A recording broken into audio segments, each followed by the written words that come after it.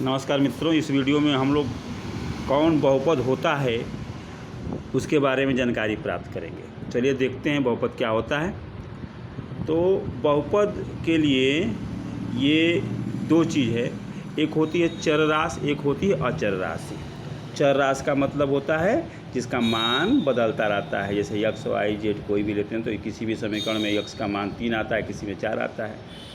तो जिसका मान बदलता है उसको चर कहते हैं, और जिसका मान नहीं बदलता है यानी जो गिनतियां हैं 1, 2, 3, 4, 5, 6 अनंत तक उनका मान नहीं बदलता उसको अचर कहते हैं।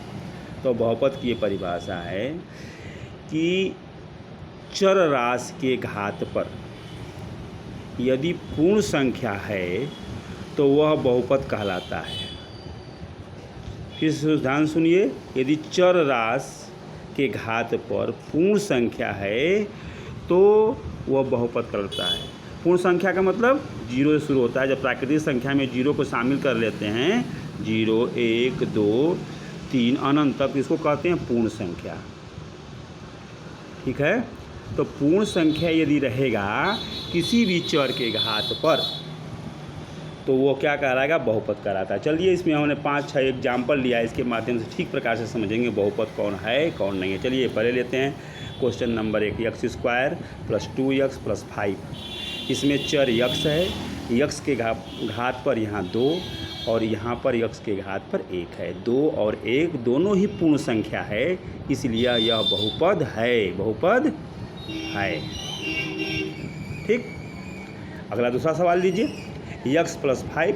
यहाँ x के घात पर 1 छिपा हुआ है, 1 नहीं लिखते, यानी घात पर 1 है, इसलिए यहाँ पर भी यह बहुपद होगा, क्योंकि 1 जो है एक पूर्ण संख्या है, तो यह भी क्या है, बहुपद है।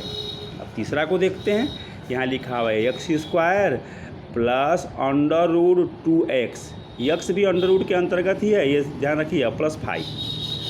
तो यह क्या बहुपद है क्या?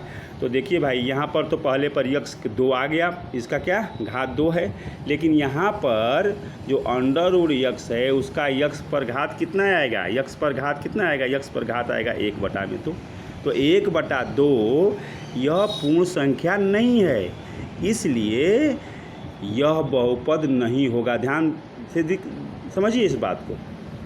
x दोनों पर, अगर 1 पर निकलेगा 1 पर नहीं निकला तो वह पूरा जो है इक्वेशन बहुपद नहीं कहलाएगा। यहाँ पर तो 2 मिल गया, यहाँ पर तो 2 मिल गया, लेकिन यहाँ पर इसके घात पर 1/2 है, करनी में है, इसलिए यह बहुपद नहीं है। अगला देखिए, यहाँ पर हमने लिखा x से घाता -1, तो क्या यह बहुपद होगा? यह बहुपद नहीं होगा, क्योंकि -1 पूर्ण संख्या नहीं होती है। पूर्ण संख्या 0 से शुरू होती है, 0, 1, 2, 3, 4 ये सब पूर्ण संख्याएं हैं, इसलिए यह बहुपद नहीं होगा। यहाँ पर तो 2 है लेकिन यहाँ पर नहीं है, इसलिए यह बहुपद नहीं है। अगला देखिए 5 केवल अकेली संख्या है, 5 को समझाने के लिए हमने लिया। क्या यह बहुपद है? हाँ, यह बहुपद है, क्योंकि x के घात पर यहाँ 0 लिख सकते हैं। x घाता 0 का मतलब होता है 1। किसी भी संख्या के घात पर यदि 0 होता है तो उसका मतलब 1 होता है, इसलिए x के घात पर यहाँ 0 लिख सकते हैं, इसलिए यह भी बहुपद है। यानी अकेली कोई भी संख्या हो तो वह भी बहुपद होती है। ये तो मैंने अभी लिखा है, तो पहले 5 था, क्वेश्चन में केवल 5 था, तो 5 भी एक बहुपद है, क्योंकि यहाँ x के घात पर 0 है, क्योंकि पूर्ण संख्या की बात हुई, कोई प्राकृतिक संख्या की बात नहीं हुई है। तो यानी 0, 1, 2, 3, 4 x के घात पर यदि पूर्ण संख्या है तो बहुपद होगा, और नहीं है तो नहीं होगा।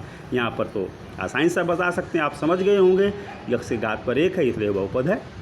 इस प्रकार से इन 4-5 क्वेश्चनों को हमने लेकर के आप लोगों को ठीक प्रकार से समझाया कि बहुपद किसको कहते हैं किसको नहीं कहते हैं। एक बार और ज़रा बता देते हैं कि बहुपद का मतलब है कि जब चर राशि के घात पर कोई प्राकृतिक संख्या रहेगी तो वह बहुपद होगा। बहुत बच्चों को भ्रम रहता है 0 रहेगा तो होगा, x के घात पर 0 रहेगा तो होगा कि नहीं, तो x के घात पर 0 रहेगा तभी, क्योंकि 0 क्या है, एक पूर्ण संख्या है।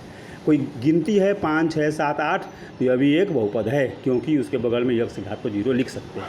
That's all. मेरा वीडियो अच्छा लगा है तो आप इसको लाइक करिए, सब्सक्राइब करिए मेरे चैनल को। राजन 78 के नाम से मेरा चैनल है, और ढेर सारे ज्ञान को प्राप्त कर सकते हैं। धन्यवाद।